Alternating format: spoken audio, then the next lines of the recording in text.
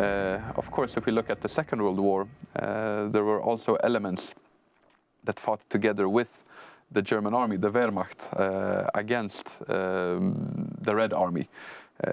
Here in Warsaw, for example, most Poles would be familiar with the Rona Brigade of Kamiński that was staffed by mostly ethnic Russians, but people from all across the Soviet Union that had decided to serve the Germans instead. So it is also interesting to see how far the Ukrainians will be able to take the growing anti-Putin sentiment in Russia and use it for their own benefit, either on the battlefield in Ukraine itself, but naturally sometimes sabotage within the country could even be more beneficial than fighting on the front lines in Ukraine. So this is one of those issues that we don't really know how it will affect the outcome of the war over a longer period of time. Another interesting case here is just wartime propaganda in general. It seems undoubtedly so that the city of Bakhmut, which has been the main focal point for the fighting over the past months, now has practically completely fallen. It seems that the Ukrainians are still holding on to a couple of residential areas on the absolute southwestern outskirt of it. So probably the Russians control 99% of the urban area, with the Ukrainians holding on to a single percent or even less. Naturally, the Ukrainians, they have depleted the Russian forces that have been fighting in the region. It's always very difficult for an offensive power that is on the attack to move through urban terrain, and the Russians have been suffering heavy casualties. But at the same time, the Ukrainian mantra has been that Bakhmut will never fall, we will never give up Bakhmut. And now it seems apparent that this is what has happened.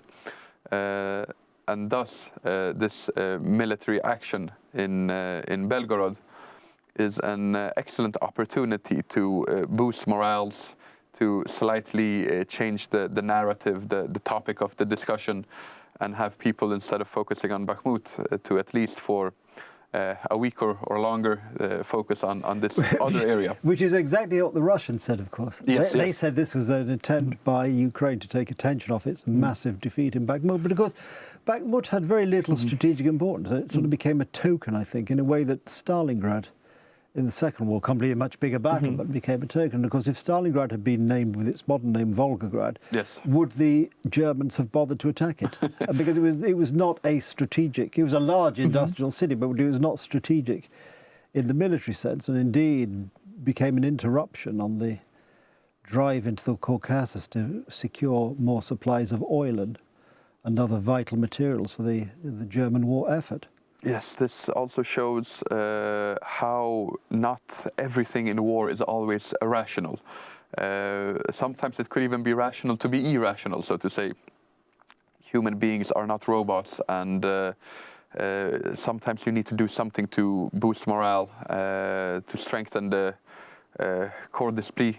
And if we look at the Second World War, Adolf Hitler was probably one of those commanders who was a little bit too irrational for the liking of certainly the OKW, the Joint Chiefs of Staff of the German Army. There were many examples of where he didn't pursue a rational policy because he was driven by irrational fears, phobias, or hatred in many cases. And of course, he had the power to I mean, Hitler had the power to do something about it. They had to sort of indulge his fantasies, whereas if you look across the channel at Winston Churchill, many of whom said he came up with some really weird ideas, but of course, he didn't really, as a prime minister in a democratic system, didn't really have the power ultimately to overrule in quite the same way the military people, and nor as a military man himself would he actually, I think, have ever expected to have the final word on military strategy other than in the wider sense. But then you think, well, there are some of his schemes, particularly his idea of attacking the soft underbelly via Yugoslavia, which was denounced at the time as a crackpot scheme.